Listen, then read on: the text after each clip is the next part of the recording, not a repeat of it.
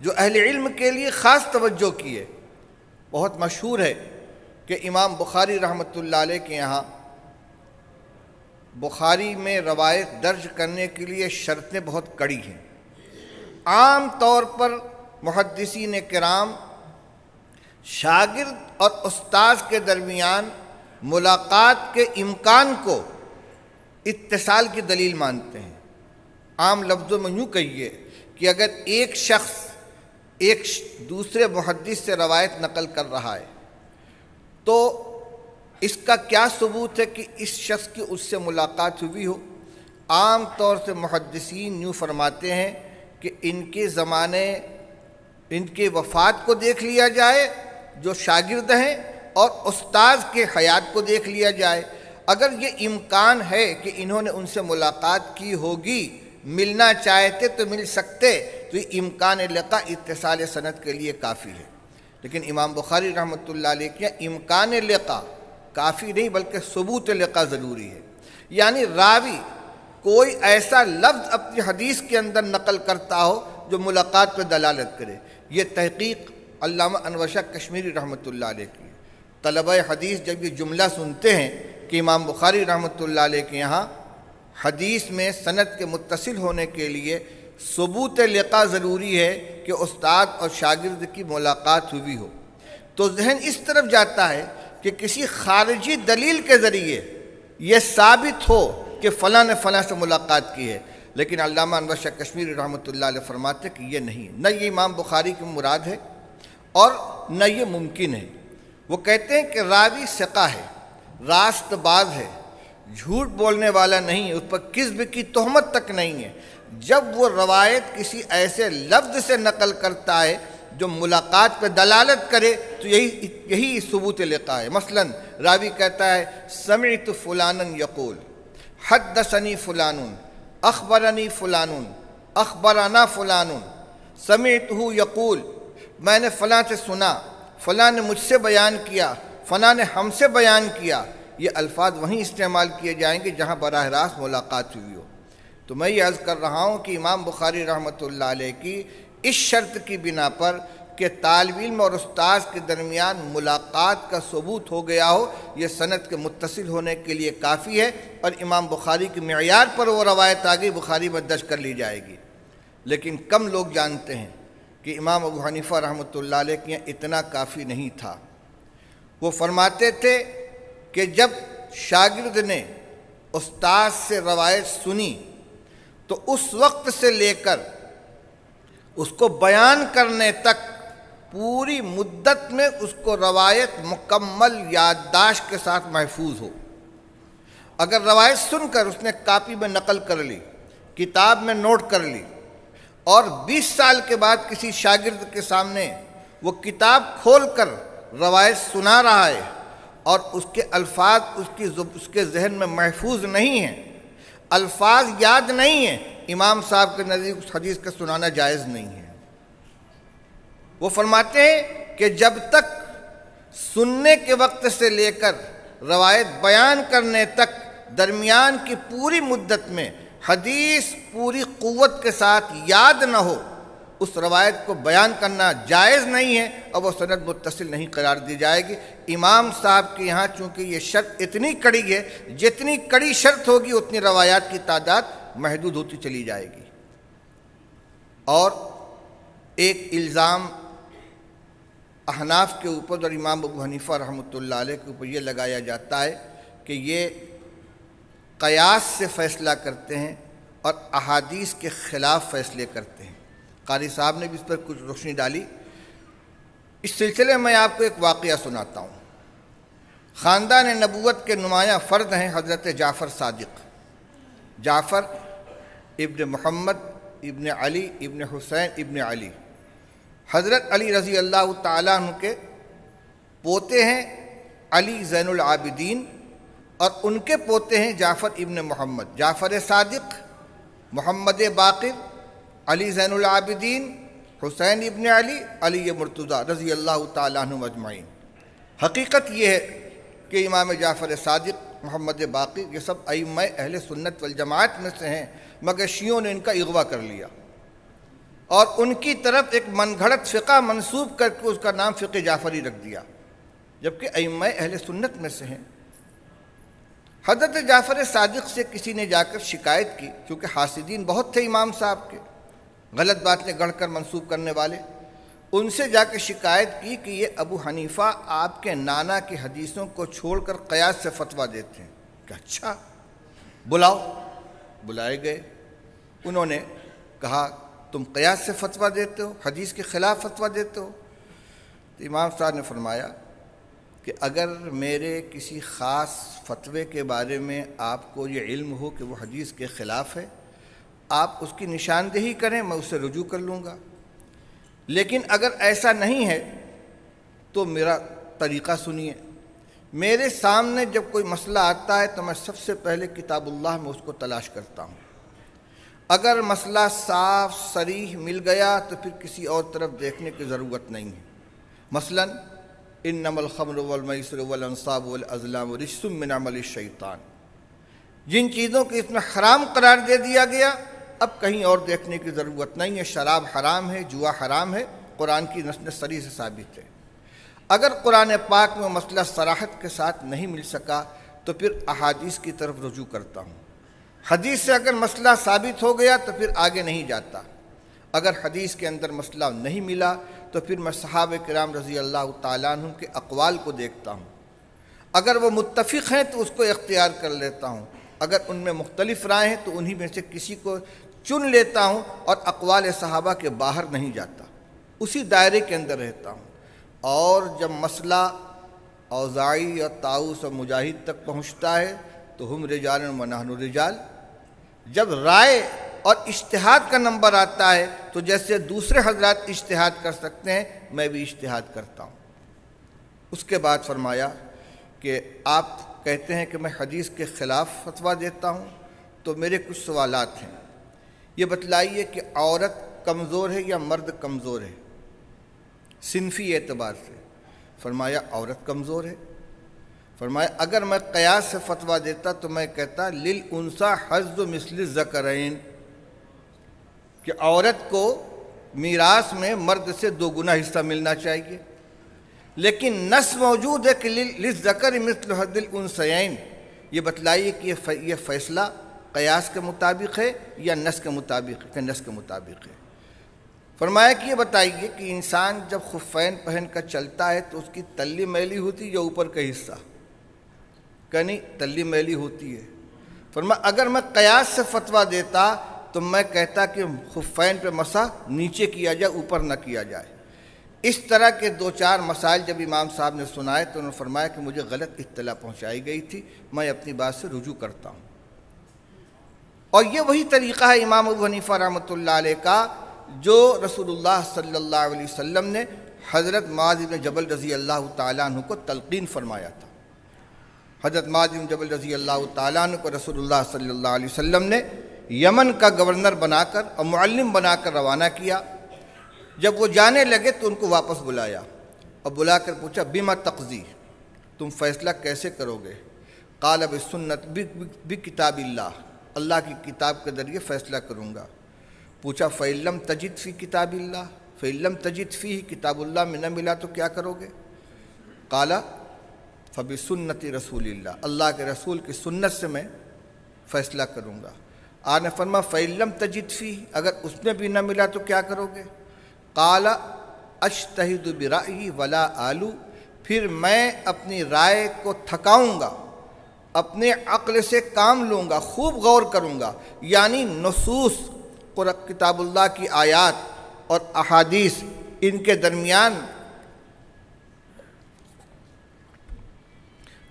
درمیان سے اس کا حکم نکالنے کی کوشش کروں گا، نظائر پر قیاس کروں گا۔ یہ مطلب نہیں کہ محض اپنے عقل سے میں کوئی حکم فیصلہ کر دوں گا، کیونکہ شریعت عقل کے فیصلے کا نام نہیں ہے، بلکہ اجتہاد کا مطلب یہ ہے کہ اس خاص جزئیے کا صراحتاً کتاب اللہ اور سنت رسول اللہ میں حکم موجود نہیں ہے، لیکن یہ کس اصل کے تحت آتا ہے، یہ کس ضابطے کے تحت آتا ہے، اس ضابطے سے حکم نکالوں گا اور اس کو فیصلہ کروں گا۔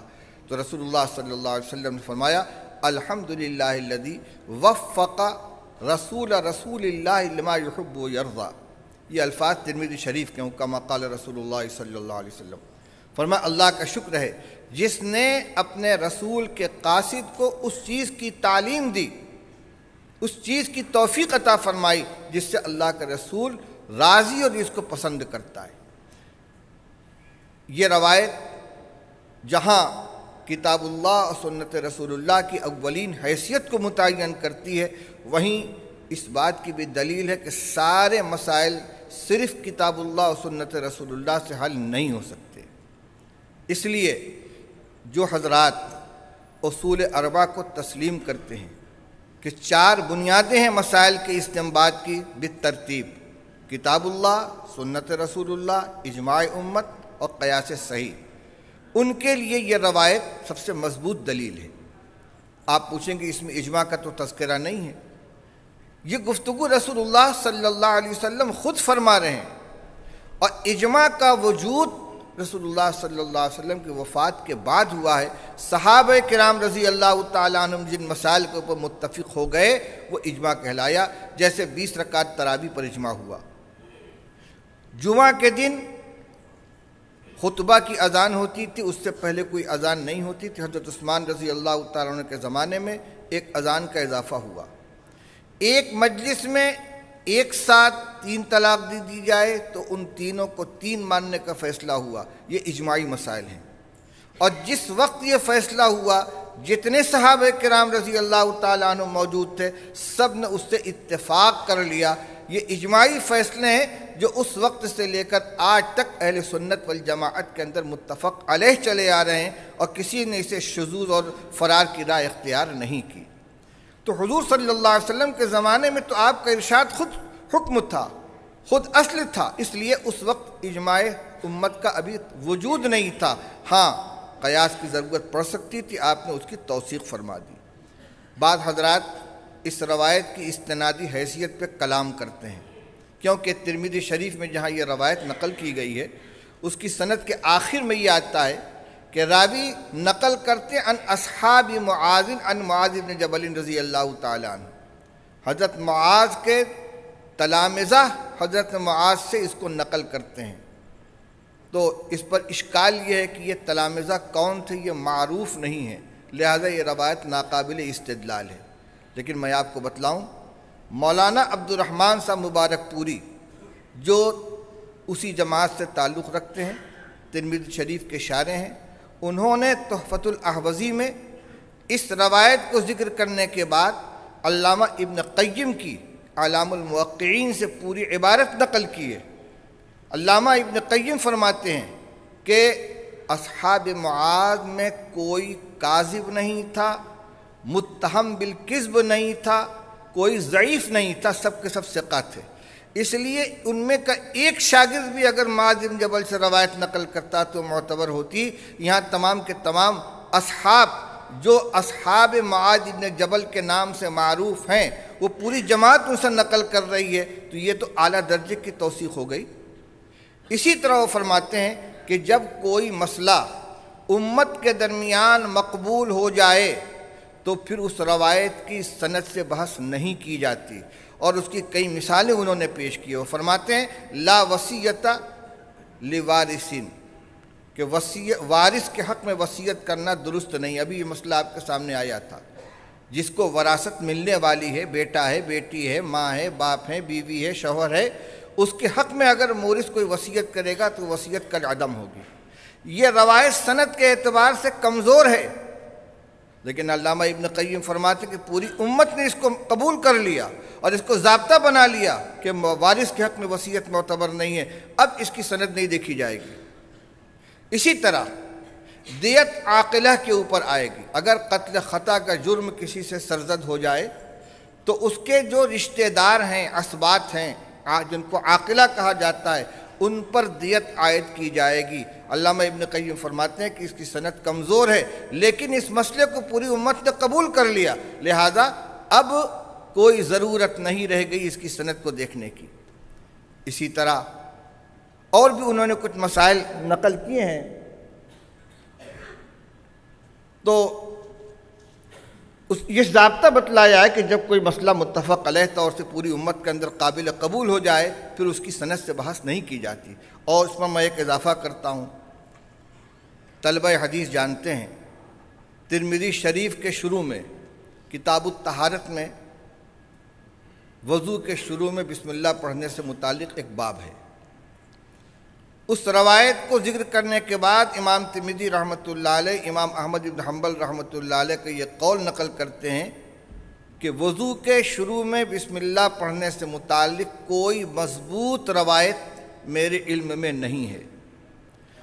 اور اسی کے بعد اسحاق ابن راہوے کا یہ قول نقل کرتے ہیں کہ اسحاق ابن راہوے کہتے ہیں کہ وضو کے شروع میں بسم اللہ پڑھنا واجب ہے، اگر قصداً کوئی شخص بسم اللہ چھوڑ دے گا تو اس کا وضو نہیں ہوگا۔ اور امام احمد ابن حنبل رحمۃ اللہ علیہ کا بھی تقریباً یہی مسلک ہے۔ ایک طرف وہ یہ کہتے ہیں کہ کوئی مضبوط روایت علم کے اندر نہیں ہے، میرے علم میں نہیں ہے۔ جب امام احمد ابن حنبل کے علم میں نہیں ہے تو کون مدعی ہوگا کہ میرے علم میں ہے؟ لیکن اس کے باوجود چونکہ رسول اللہ صلی اللہ علیہ وسلم کے زمانے سے وضو کے شروع میں بسم اللہ پڑھنے کا عمل چلا آ رہا ہے تو جو چیز معمول کے اندر شامل ہے وہ اس کی سند دیکھنے کی ضرورت نہیں ہے۔ تو علامہ ابن قیم نے اس کو ثابت کیا ہے کہ یہ روایت معاذ بن جبل رضی اللہ تعالیٰ عنہ کی یہ امت کے اندر مقبول ہے۔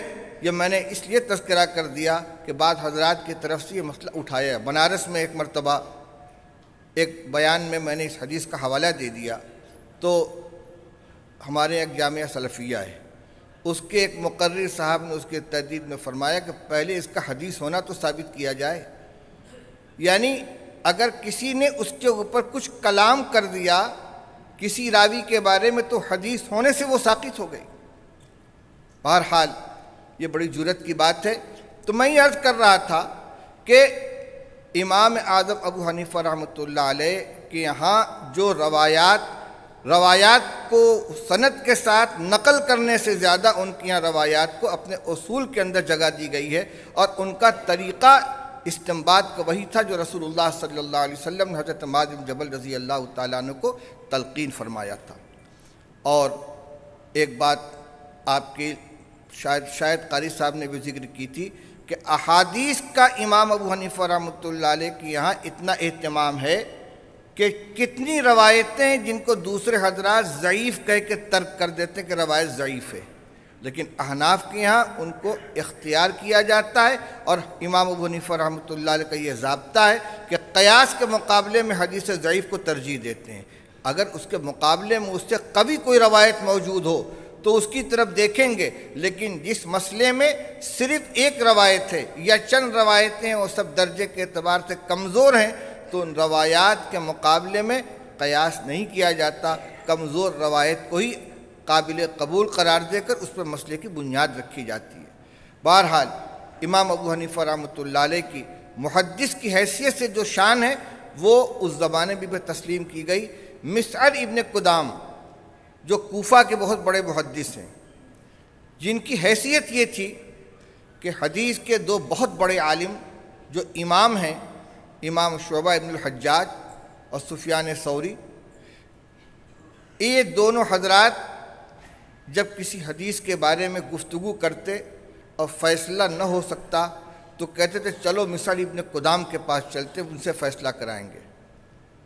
مسعر ابن قدام کہتے ہیں کہ ابو حنیفہ طلب علم کے زمانے میں ہمارے رفیق تھے، علم حدیث میں ہم نے ان کا مقابلہ کیا تو ہم سے آگے نکل گئے، ورع و تقوی و زہد کے اندر وہ ہم سے آگے نکل گئے، اور 20 سال کی عمر میں امام ابو حنیفہ رحمۃ اللہ علیہ نے کوفہ کے تمام محدثین کے روایات کو جمع کر لیا۔ محدثین لکھتے ہیں کہ مسعر ابن قدام نے کوفہ کے باہر کا کوئی سفر نہیں کیا، صرف کوفہ کے محدثین سے انہوں نے روایتیں لی ہیں۔ ہاں یہ الگ بات ہے کہ کوفہ اس زمانے میں مرکز تھا، حضرت عمر کے تلامذہ، حضرت عبداللہ ابن مسعود کے تلامذہ، حضرت ابو موسیٰ اشعری کے تلامذہ، حضرت علی مرتضیٰ کے تلامذہ، یہ سارے کے سارے وہیں اکٹھا تھے۔ خلافت کا مرکز تبدیل ہو چکا تھا حضرت علی رضی اللہ تعالیٰ عنہ کے زمانے میں، اور کبار صحابہ کا مرکز بن گیا تھا کوفہ، اور ان اکابر صحابہ کے تلامذہ موجود تھے، ان کے علوم سے پورا کوفہ جگمگا رہا تھا۔ تو امام ابو حنیفہ رحمۃ اللہ علیہ نے اور مصر ابن قدام نے کوفہ کے تمام ائمہ کے تمام محدثین کے علوم کو حاصل کیا۔ مصر ابن قدام تو کوفہ کے باہر گئے ہی نہیں، امام صاحب نے تو اسفار بھی کیے۔ وہ جب یہ کہہ رہے ہیں کہ امام ابو حنیفہ مجھ سے آگے نکل گئے اور ان کی یہ حیثیت ہے کہ شعبہ ابن حجاج اور سفیان ثوری جب کسی حدیث کے بارے میں فیصلہ نہیں کر پاتے تو مصر ابن قدام کے پاس جاتے ہیں فیصلہ کرانے کے لیے، اس سے اندازہ کیجئے کہ خود امام ابو حنیفہ رحمۃ اللہ علیہ کا حدیث کے اندر کیا پایا تھا۔ رہ گئی یہ بات کہ ان سے روایات کم مروی ہیں، تو میں نے ابھی اس کی وجہ آپ کے سامنے بیان کی۔ اور پھر امام شافعی رحمۃ اللہ علیہ بھی تو ائمہ مجتہدین میں سے ہیں، ان سے کتنی روایتیں حدیث کی کتابوں میں مروی ہیں۔ اگر مسند شافعی ہے تو مسند امام اعظم بھی موجود ہے اور 17 نسخے اس کے موجود ہیں۔ کتاب الاثار کے 4 نسخے موجود ہیں 4 تلامذہ سے، اور موسوعہ مسند امام اعظم ابو حنیفہ کو دیکھا جائے تو مرویات کی تعداد 10,000 تک پہنچ جاتی ہے۔ صرف متداول صحائح ستہ یا اور جو کتابیں علماء کی مراجعات کے اندر رہتی ہیں ان میں روایات کے مذکور نہ ہونے سے یہ فیصلہ کر لینا کہ ان کے پاس روایات کا ذخیرہ نہیں تھا، یہ ایک غلط قسم کا استنباط، غلط نتیجہ نکالنا ہے اور جو حقیقت سے بہت دور ہے۔ بہرحال وقت کافی ہو چکا ہے اور جو باتیں میرے ذہن میں تھیں اس کا بہت بڑا حصہ ہمارے پیشرو حضرات نے آپ کے سامنے بیان کر دیا تھا۔ اس اجتماع کا جو انتظام کیا ہے ہمارے دوست قاری اسامہ محمد رفیق صاحب اور ان کے احباب اور معاونین نے یہ بہت اچھا کام کیا ہے، میں پوری جماعت کی طرف سے ان کو مبارکباد دیتا ہوں۔ اور اس کانفرنس کا انعقاد جن بڑوں کی اجازت اور ان کی رہنمائی میں ہوا ہے وہ سب ہماری طرف سے شکریہ کے مستحق ہیں۔ خادم الحرمین الشریفین ملک عبداللہ ابن عبدالعزیز اور نئے جو ہمارے وزیر شؤون دینیہ ہیں شیخ کیا نام ہے سلیمان ابو الخیل، ابھی نیا آئے ہیں، نیا نام بھی ہے میرے ذہن میں نہیں بیٹھا ہے، اور اسی طرح یہ شعبہ دعوت کے جو ذمہ دار حضرات ہیں ان کے اجازت اور ان کے تعاون سے، اور خاص طور سے شیخ عبدالعزیز بن عبداللہ العمار جن کی کمی یہاں محسوس ہو رہی ہے، متعدد مرتبہ ان سے ملاقاتیں ہوئیں اور ان کی صحبت سے مستفید ہونے کا موقع ملا ہے، ان کی دلچسپی بھی اس کے اندر شامل حال ہے۔ یہ سب حضرات اس علمی معاونت کے لیے قابل تشکر ہیں، اور جو یہ پہلی کانفرنس ہے امید ہے کہ انشاءاللہ اس کے بعد اور دیگر ائمہ مجتہدین کے سلسلے میں بھی اجتماعات ہوں گے اور علماء کی باتوں سے سب کو مستفید ہونے کا موقع ملے گا۔ تبھی میں نے ذکر کیا آپ کے سامنے کہ قاری اسامہ صاحب اور ان کے احباب ان حضرات کا خاص طور سے شکریہ ادا کرنا چاہیے پوری جماعت کی طرف سے، پیش وہی رہیں، اور یہ بھی حقیقت ہے کہ یہ تنہا ان کی کوشش کا نتیجہ نہیں ہو سکتا، ہمارے جو جدہ میں مکہ مکرمہ میں جو اکابر جو حضرات موجود ہیں ان کا بھی تعاون اس میں قدم قدم پر حاصل رہا ہے، اور پھر ہمارے یہ اکابر جو دور دراز سے سفر کر کے آئے ہیں، مولانا محمد احمد صاحب، قاری حنیف صاحب، یہ سب سے پہلے شکریہ کے مستحق ہیں۔ آج ان کی قیمتی باتوں سے ہمیں مستفید ہونے کا موقع ملا، یہ نہ ہوتے تو بے دولہا کی بارات بن کر رہ جاتی اور ہمیں استفادہ کا موقع نہ مل پاتا۔